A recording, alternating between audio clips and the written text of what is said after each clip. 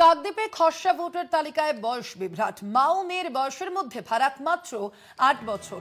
বাবা ও ছেলের বয়সের ফারাক রয়েছে ১৭ বছর। এই অভিযোগে ইতিমধ্যে সামনে আসছে। আপনারা জানেন ইতিমধ্যেই রাজ্যে যে স্পেশাল ইন্টেন্সিভ রিভিশন অর্থাৎ ভোটার তালিকায় বিশেষ নিবিড় সংশোধনের যে প্রক্রিয়া তাই রাজ্যে জারি রয়েছে এবং এরই মাঝে ইতিমধ্যেই খসড়া ভোটার তালিকা প্রকাশ করেছে নির্বাচন কমিশনের তরফ থেকে। সেই খসড়া তালিকা প্রকাশ করা হয়েছে এবং তারপরে এই যে বয়স বিভ্রাট, সেই বয়স বিভ্রাট যেমন একদিকে সামনে আসছে, তার পাশাপাশি আপনারা জানেন যে এই যে ভোটার তালিকায় খসড়া ভোটার তালিকায় কিন্তু সন্দেহভাজন যে ভোটার, সেই সন্দেহভাজন ভোটারদের তালিকাও কিন্তু রয়েছে ইতিমধ্যে এবং সেই তো সন্দেহভাজনদের তালিকায় কিন্তু নাম রয়েছে প্রায় ১ কোটিরও বেশি মানুষের। এবং সেই ঘটনা ইতিমধ্যেই যে অভিযোগ একাধিক সামনে আসছে, আমরা দেখতে পাচ্ছি বিভিন্ন জেলায় উঠে আসছে সেই অভিযোগ। তারই মাঝে এবার বয়স বিভ্রাটের অভিযোগ সামনে এলো।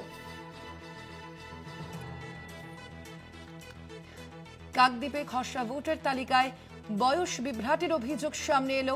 মা ও মেয়ের বয়সের মধ্যে ফারাক রয়েছে মাত্র ১২ বছর। বাবা ও ছেলের বয়সের ফারাক রয়েছে ১৭ বছর। বয়সের অঙ্ক মিলাতে হিমশিম খাচ্ছে কমিশন। কোয়েল মণ্ডল রয়েছেন প্রতিনিধি ফোন লাইনে। কোয়েল, কি এই বিভ্রাট, কি অভিযোগ সামনে আসছে এবং জানবো যে এই বিষয়ে প্রশাসনের তরফ থেকে কি পদক্ষেপ? একদমই দেখো স্বর্ণালী, যে অভিযোগ সামনে আসছে মূলত ইতিমধ্যেই তুমি জানো যে খসড়া ভোটার তালিকা প্রকাশিত হয়েছে রাজ্য জুড়ে। এই খসড়া ভোটার তালিকা প্রকাশ হওয়ার পর কাকদ্বীপ ব্লকের বিভিন্ন পঞ্চায়েত এলাকায় বয়স বিভ্রাটকে কেন্দ্র করে চাঞ্চল্য ছড়িয়েছে।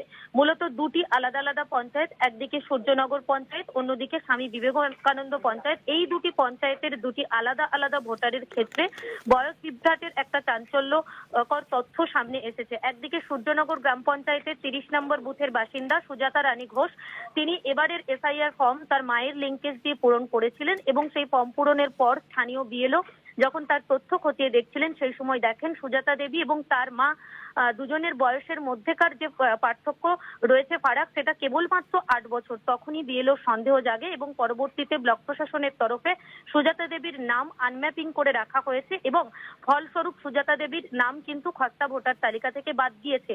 যদিও বা সুজাতা দেবী ফর্ম নম্বর ৬ পূরণ করে সেটি জমা দিয়ে পুনরায় চূড়ান্ত যে ভোটার তালিকা সেই তালিকায় অন্তর্ভুক্তির আবেদন করবেন বলে জানিয়েছেন।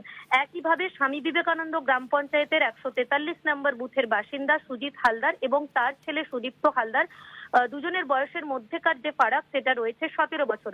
এক্ষেত্রে সুজিত এবং সুদীপ্ত এই দুই বাবা এবং ছেলের নাম ইতিমধ্যেই খসড়া তালিকায় প্রকাশ হলেও তাদের নাম কিন্তু সন্দেহজনক হিসেবে চিহ্নিত করা হয়েছে। পরবর্তী সময়ে এদের প্রত্যেককেই হিয়ারিং এ ডাকা হবে এবং অভিযোগের ভিত্তিতে সংশ্লিষ্ট ব্যক্তিদের হিয়ারিং এ ডেকে সঠিক নথি যাচাইয়ের মাধ্যমে নিয়ম অনুযায়ী ব্যবস্থা গ্রহণ করা হবে বলে ব্লক প্রশাসন জানিয়েছে।